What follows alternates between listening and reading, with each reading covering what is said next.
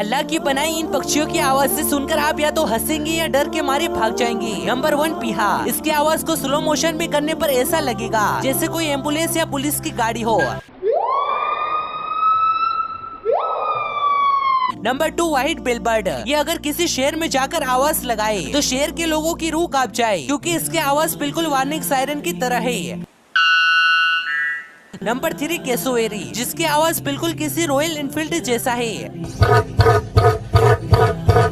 बेशक अल्लाह जबरदस्त बनाने वाला है।